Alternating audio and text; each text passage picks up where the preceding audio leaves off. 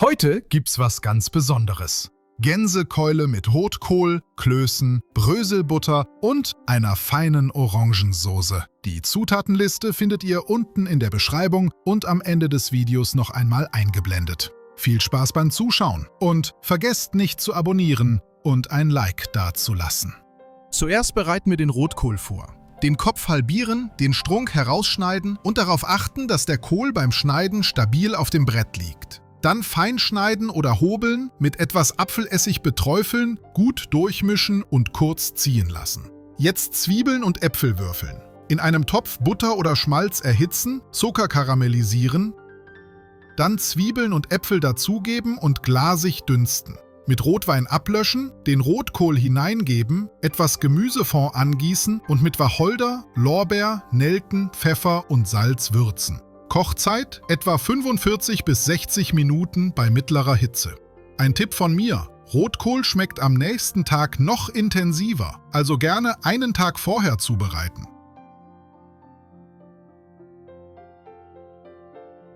Kurz vor Ende ein Stück Butter und einen Löffel Preiselbeeren einrühren. Das sorgt für Glanz und eine feine Süße. Für die Gänsekeulen schneiden wir Äpfel, Orangen, Sellerie, Karotten, Lauch und Zwiebeln in grobe Stücke. Alles kommt in eine Auflaufform oder einen Römertopf. Bitte denkt daran, die Schneidebretter zu tauschen. Ich empfehle farbige Schneidebretter zur besseren Hygiene.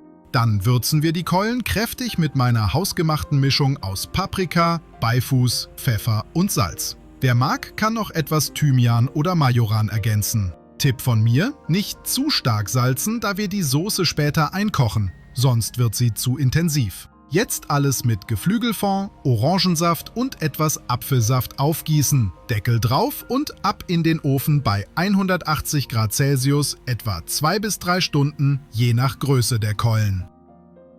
In der Zwischenzeit kümmern wir uns um die Semmel- bzw. Kartoffelklöße. Ich nehme am liebsten Halb-Halb-Kloßteig und fülle ihn mit goldbraunen Croutons aus in Butter geröstetem Toast oder Brötchenwürfeln. Die Croutons leicht mit Salz und Pfeffer würzen. Zum Formen etwas Teig in die Hand nehmen, eine Mulde drücken,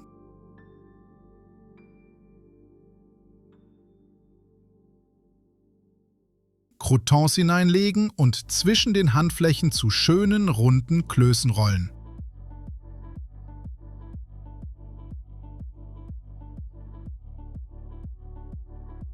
Passend zum Anrichten in heißes, aber nicht kochendes Wasser legen und 20 bis 30 Minuten unter dem Siedepunkt gar ziehen lassen. Wer mag, kann man die Klöße auch mit Röstzwiebeln, Speckwürfeln oder einer Füllung aus Cranberries oder Maronen zubereiten.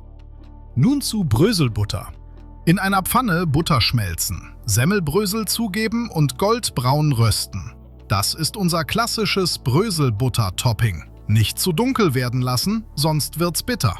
Mein Tipp: man kann auch gehacktes, gekochtes Eiklar und etwas fein geschnittene Petersilie dazugeben. Nach etwa 2 bis 3 Stunden Garzeit sehen die Keulen ziemlich gut aus. Dann nehmen wir die Keulen aus dem Ofen, legen sie auf ein Blech und lassen sie kurz ruhen. Den Bratenfond abgießen und entfetten. Auch hier mein Tipp an euch: ich benutze dafür eine Entfettungskanne. Das funktioniert wirklich sehr gut. Jetzt bestreiche ich die Keulen mit einer Mischung aus Honig und Bratensaft und schiebe sie nochmal bei 170 bis 180 Grad Celsius Umluft für ca. 20 bis 30 Minuten in den Ofen, bis die Haut knusprig und goldbraun ist. Nun geht's an die Soße.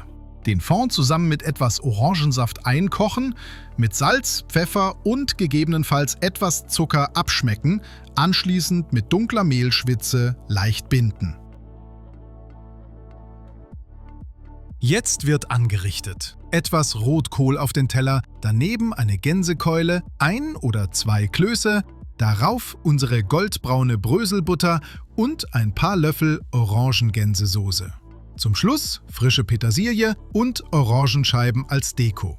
Ein klassisches Festtagsgericht. Außen knusprig, innen zart, mit süß-würzigem Rotkohl und feiner Soße. Wenn euch das Rezept gefällt, gebt ein Like, abonniert den Kanal und schreibt eure Fragen gerne in die Kommentare. Dieses Rezept funktioniert auch wunderbar mit Gänsebrust, Entenkeulen oder Entenbrust. Bei Ente verkürzt sich die Garzeit im Ofen entsprechend etwas.